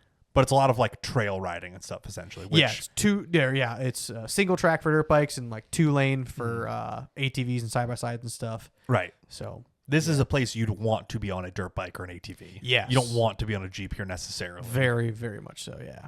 There's just not a lot of trails for the full size stuff to do. So Yeah, you can just maneuver around. and we also have camping on property. So we just jump on the ATV, ride 3 minutes away, and then you're in the fucking trails. Right. So It's kind of like how we were at S'more, which was like you just pull off of the parking lot, turn, and you're in the trails. Pretty much. Like you're 50 feet from a trailhead. pretty much. Yep. I got you. Yep. But 1,600 acres? 1,600 acres. Yeah. That's a few. That's quite a bit. That is enough acres. Yeah, this is one of the more notable like off-road parks, or it's a state park technically. But yeah, it's pretty notable. A lot of people from Illinois, especially I know, come down to here. So Yeah. but yeah, the goal was to bring the brute force, which I've done nothing on. You put tires on it. Nope. Well, I didn't. Those aren't the ones that have been on it the whole time? Yeah, no, they are. Oh, okay. I thought you put different tires on it. I was trying to. I have that's some lined up down down south by like a friend of mine's. Been trying to have him go fucking pick them up for me, but the guy is a fucking pain in the ass to deal with on Facebook. And then the guy who my buddy is a farmer, and he's been fucking planting, so he's like, I don't really know if I'll have time this week. I'm like, fair, whatever. Fair. I'm not worried about it. Whatever. And then but yeah, so brute force. I'm like, the only thing I really should have done was install the radiator fan.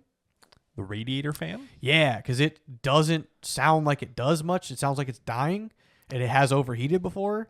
So I have a jug of coolant just in case, but it was fine all day when we rode at Mercer County this past weekend. So I'm like, all right, cool. Like, it should be fine. Bring extra coolant. I'll bring the radiator fan if I need to. That's one of those, like, the fan's not working great. You're like around the fire at night. You're like, I'll kill an hour and just take it apart. Like, exactly. Wow. Or yeah, like get it like all the way off and then like ready to install for the morning. Spend an hour in the morning while we're eating breakfast. Throw it up. Like it makes it can be like an event of just like there's 30 adults and 10 kids going in like your group. In our group, we that's have big. 16 campsites reserved. God damn. Yeah. So gonna be big. We have like designated like breakfast, lunch, and dinner people planned and shit. Like, are you taking the 44-foot? Yes. The plan was also to use the 44-foot to bring the ambulance camper down and trade it for a like 14-foot like straight deck flatbed for like a straight truck. Oh, sure. Like, yes. I could sell that for cash probably. Or like, turn it into another do trailer something. or something. Yeah. Talked to that guy like a month ago. I'm like, hey, I'll make it worth, I'll make it during this trip, make it worth my time for fuel, whatever. I don't have to make 2 trips because he's down like just about by St. Louis. So like, I don't want to fucking do a 2.5 hour drive down to him and then back. If you're just already going to to be trade. there. Yep. I'm like, I'll just put it on the back of my trailer, whatever. All this week he will not fucking reply to me. So I said, fuck you. I guess I'm still taking the trailer because everything's already on it, but that sucks. And then my one buddy's like, hey, you still have room on the trailer? I'm like, yeah. He's like, I have a fucking Polaris Sportsman ATV and a Ranger that I'd like to try to not pull doubles behind my gooseneck or fifth wheel camper. Yeah, sure. I'm like, oh dude, I literally I can fit. I have so I can much technically room. fit 3 ATVs and either a Jeep or a Ranger or whatever on the back. Effortlessly. Yeah. So yeah, I can do 1 ATV like crossways, 2 long ways side by side, and then a Jeep or some something on the size back too. anything in the back.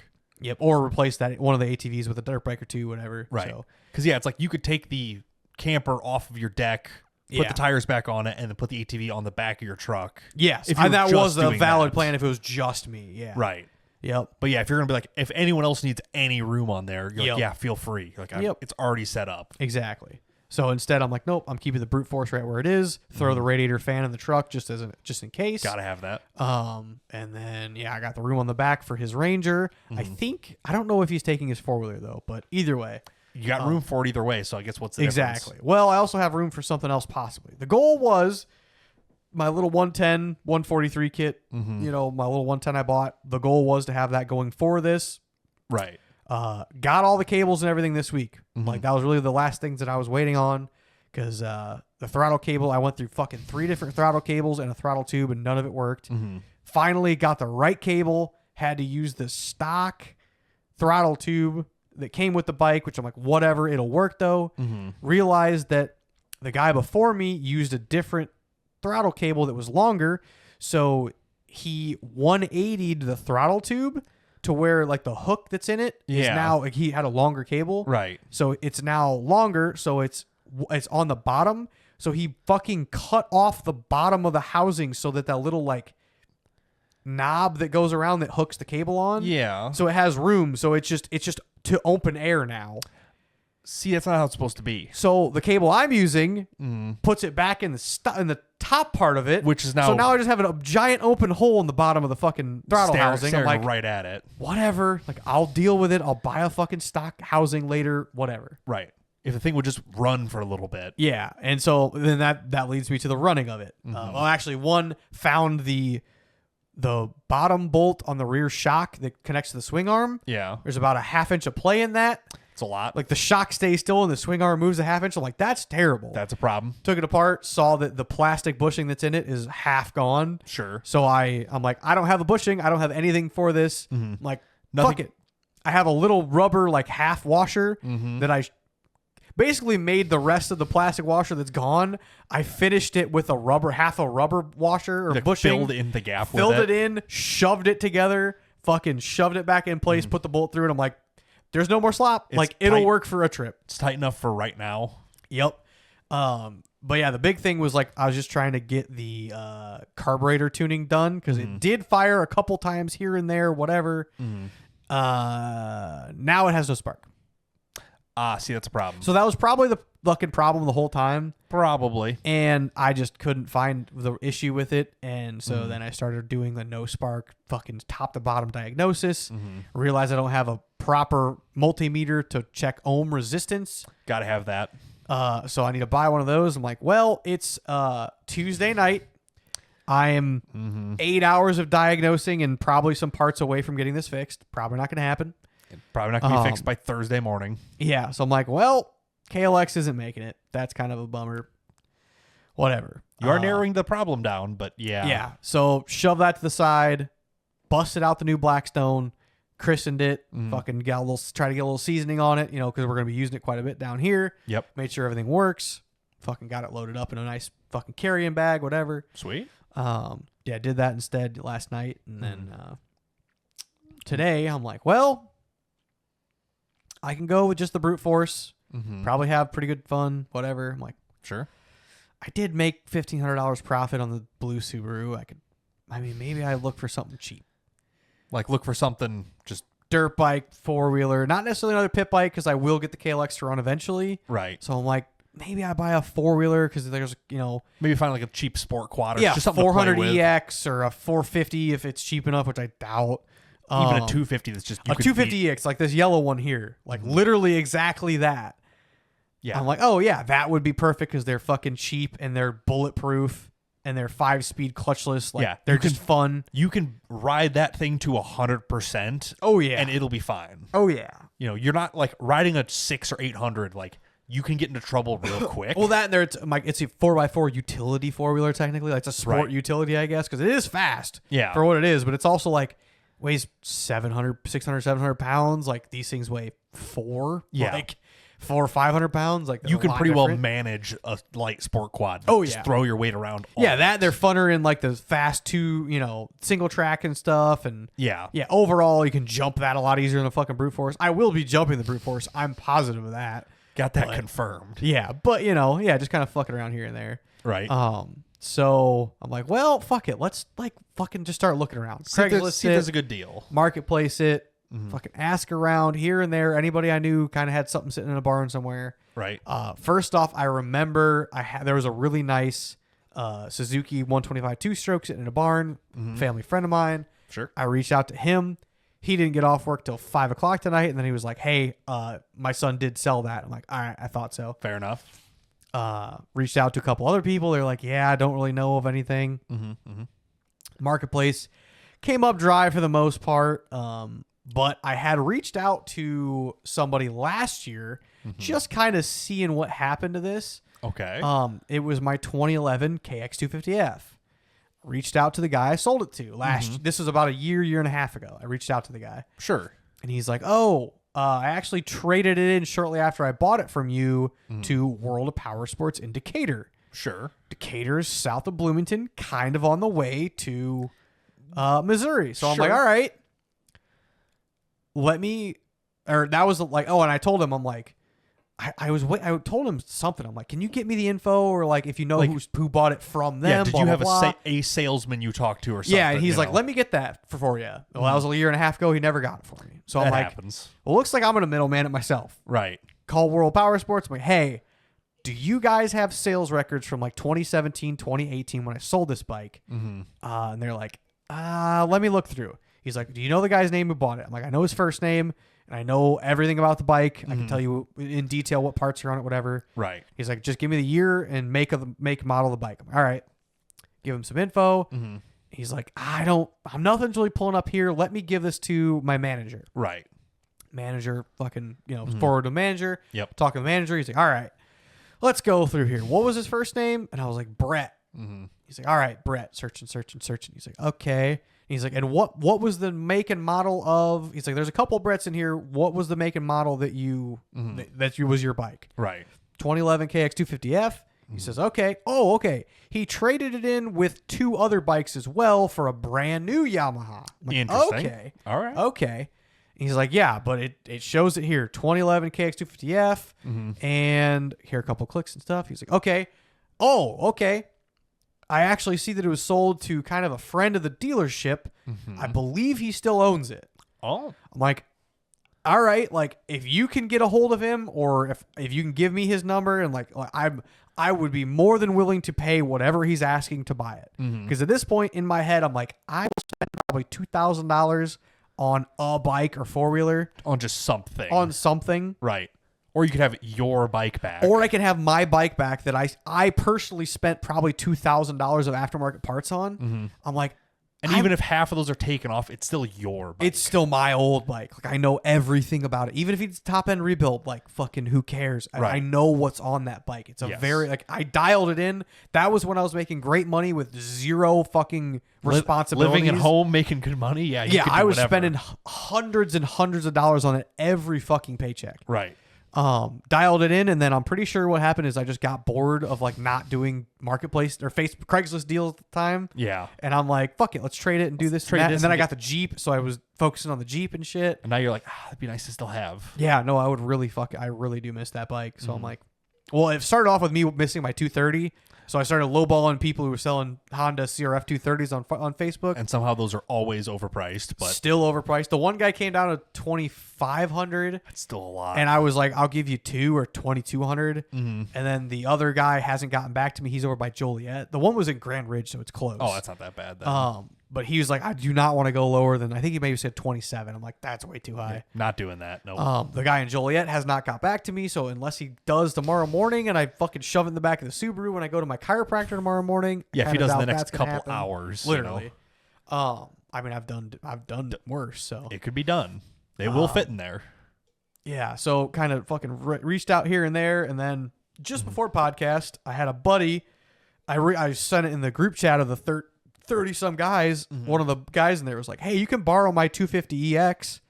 It's a yellow 250EX. You're like, yes. The one in the picture right here. Like, it looks identical to that. You're like, actually, as a matter of fact, that'd be awesome. Yeah. He's like, I'm like, fucking, all right. And he's like, even if you, he's like, it probably needs a carb clean. I think it needs a battery. Haven't ridden it in a year and a half since I took it down to St. Joe's last year or 2 years ago. Sure. And even if you get it running, or even if you don't get it running, I'm going to get it running and then I'm going to sell it. I'm like, well, yeah, maybe we'll work something out. But anyway, so it's free reign for me. I told him like tomorrow morning, I'm probably going to pick it up because he lives kind of close to me. Sure. Go pick it up, throw it on the trailer, and then take the carburetor off when I'm at the camp, clean it out. Yep. So I have at least one day of riding the brute force for sure, but I might have this secondary, and I might tell him, be like, hey, I already got some labor in it. How about we just work out a deal and I throw you some cash? Like, you, me, $400? He'd be like, no. Yeah. But either way, I think we will work out a deal. Because these are just nice bulletproof quads anyway. It's a 250 and a light frame. It's a 5-speed so clutchless, so you can, like for Kristen, she can learn how to shift on it. Yeah. Super, super easy. It's a tame power band. It's not a 2-stroke. Exactly. Which can jump out from underneath you. Like, yep. It just nice works. and light. Nothing, cumbersome or nothing. So yeah. Yeah. At the very least, you just take $1,500 cash with you to St. Joe's and just wander around and be like, do you want to sell that? Do you want to sell that? So the other option I have here is I'm actually bringing $3,500 with me. That's a lot. It's kind of a lot. It's a lot more than I thought. So The reason I'm bringing 3,500 is because that's about as much as I'll pay to get my old bike back.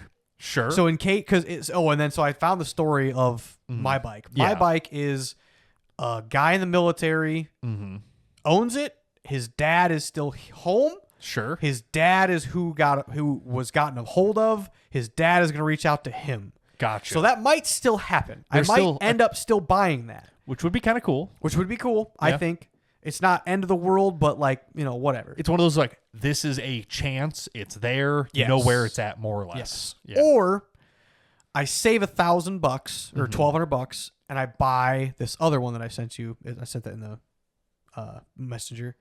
It was a link to a 2011 KX250F because got to stick with what you know type deal. Fair. But I found this one down by St. Louis. The guy should be available between 1:45 and 4 p.m. is his lunch. You can take it any time. He said, I'll meet you on my lunch break, whatever. And you're like, I like lunch? Sure, why not? I'm like, yeah, sure. Hey, let's go. Ready to ride. This guy sold a handful of dirt bikes, listed for $2,600 in St. Louis. I'm like, perfect. This is essentially the same bike with different plastics. Different plastics all and parts. pretty much bone stock. Yeah. So, yeah. New chain, new grips, fuel injected, fresh oil change, no issues, ready to ride. It looks decent. Yeah. The Decent plastics tires, look good on there, Plastics look good. Stock exhaust. Like, it looks stock. It's mildly clean, and it's not so clean that he's trying to hide something. It's not so beat. He's also sold like 4 other dirt bikes on Marketplace. So I'm like, okay, he's just went through dirt bikes. He's doing what you used to of just like, I'm bored of this bike. Well, and there was like a 2-stroke and a this. So I'm like, oh, he's just trying to kind of find what he wants, I'm assuming. Actually, or is it running? I didn't even know. I don't know. We can't play it because Fair. The board's over there. No, it's that's muted. fine. But I was just curious. I didn't even fucking listen to it. I'm like, oh, running and riding dirt bike. All right, listed for $2,600. It says price is firm. I'm like, how firm is it? Well, I didn't read that when I first messaged him. I'm like, hey, this is available. Blah blah blah. Would you be available tomorrow? He says, yeah. And I went back. I'm like, hey, I'm trying to spend closer to $2,000 if I buy something. He says, I can't go that low. I'll go to $2,300. And I'm like, honestly, like. Every other fucking bike around here has been closer to $3,000. I think even if I buy it, even as long as there's nothing wrong with the motor, right? Buying this for $2,300 is a solid park of money. Even if I sell it down the road for $2,000, $300 loss on making this trip worth it, I think it's worth it. You get to play with it for $300, and you're not going to lose money. Yeah, exactly. Essentially, so unless like, you wreck the thing and fold it up. Exactly. I think it's a solid park of money. Just park it, ride it. Sure. And it's been listed for 5 weeks. Yeah. So if you show up and be like, I know we said 23, like, but it's, I got 22 cash right now. Like, it's on the way. Green money for a green bike. It's also yellow. Kind of greenish. It's yellow and green. And but stuff, good tires on it. I'm like, this is ready to ride. It makes the weekend worth it, whatever. So ideally, I think I'm going to pick this up. I don't think that's a bad idea. Yeah. Now, the problem is, when's the last time you've ridden a 250? I rode a 125 a while ago. Yeah. I mean, I don't think I'm going to be fucking bucked off this. I know I'm going to have a workout ahead of me. I know that. You're going to be so sore. Oh, I'm going to be so sore. Yeah. Because it's a whole different world, especially if you haven't done it for a while. Yeah.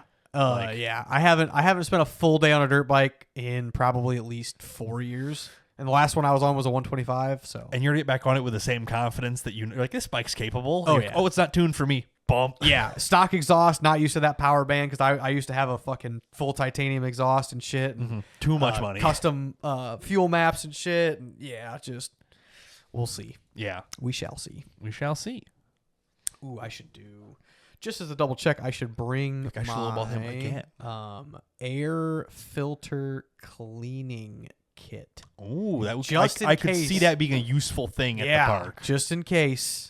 Well, for everybody else and for this bike specifically, it's for the bike, just for the quads, whatever. Yep, just in case. Because the 250EX might also be dirty. Yeah. Like it, it's just life. So interesting. Yep, it's 2 cans. It's the one spray wash. It's an oil release agent because they're oil soaked filters, like a Canon style filter. Yep. Yeah. So fucking wash the shit. Dry it, let it dry overnight, spray it with oil next morning, put it in, you're done. Good as new. So, hell yeah. Sounds like you got a pretty solid plan for a weekend. Yeah, that's the goal. Yeah, going down camping. We got fucking, what would it be, Thursday night, Friday night, Saturday night, come home on Sunday. So, it's a good week. Yeah, it's a little over 4-hour drive. You imagine you go from not riding a bike to riding one for 3 days. You Well, would I'm die. hoping to kind of cruise on the brute force. At least Yeah. I am going to ride that for sure. I know. Yeah, switch it around a little bit. Ride the Yeah. 250. Ride this. Do whatever. Yep. Or I don't even know if we can do night rides, but I'm like night rides is like brute force for sure. Oh, like, yeah. You know, nice Big- headlights and shit. Obviously, Big, comfy. Yeah. Yep. So Hell yeah. No, So, sounds yeah. like a fun little time. yeah, but yeah, Sweet. So, Yeah, that's about all. I think Pretty that's much probably all I about got. About all Yeah. we got for this week. yeah. I'll know more next week. I'll have You'll be in a stories, fucking- and I might be moved in and fucking, Be in a cast next week. Can't move in. 'Cause can't pick anything up. And Yeah, I really hoping not. Bringing Yeah, my it's- boots, bringing my chest protector, helmet, all that jazz. you might as well have it just because. Yep. So Sweet. Well, on Yes, that note, I sir. think we're about done here. So, if you got anything else to say, now's your time. But other than that, no, fucking y'all have fun. yeah, on that note, thanks for watching. Thanks for listening. We'll see you next time. Bye. Peace.